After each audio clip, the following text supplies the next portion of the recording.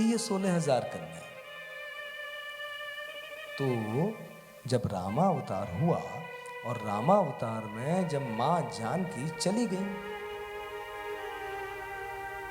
और भगवान राम ने यज्ञ रखे, 16,100 यज्ञ किए थे और हर यज्ञ में मां जानकी की सोने की प्रतिमा भगवान राम के साथ विराजमान रहती थी।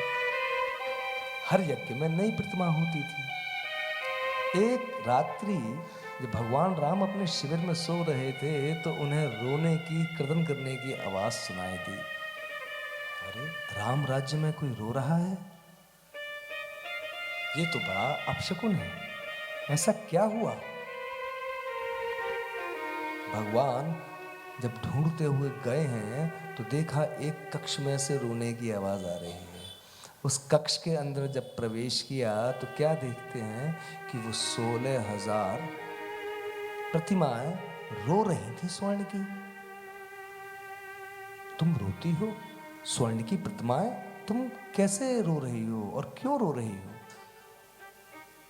प्रतिमाओं ने कहा, हाँ, थे तो हम जड़, पर जिसको भगवान का स्पर्श मिल जाए वो चैतन्य हो जाता है। हमारा विवाह तो आपके साथ हुआ ना। मां जानकी की प्रतिमा बना के इस स्वर्ण का विवाह भगवान श्री राम के साथ हुआ, तो ये स्वर्ण प्रतिमाएं भी चैतन्य हो गई। तो प्रभु, आपने हमको, हमारे साथ विवाह किया, पाणी ग्रहण किया, पर आपने अपनाया नहीं, इस दुख से हम रोती हैं। भगवान श्री राम ने कहा, देखो ये मेरा मर्यादा पुरुषोत्तम अवतार है। आगे द्वापर में मैं श्री कृष्ण अवतार लूंगा और तुम सबको कृतार्थ करूंगा। ये 16,000 ये वही स्वर्ण प्रतिमाएं थी जिनको भगवान ने रामावतार में ये भरोसा दिया था कि कृष्ण अवतार में मैं तुम सबको अपनाऊंगा और कृतार्थ करूंगा।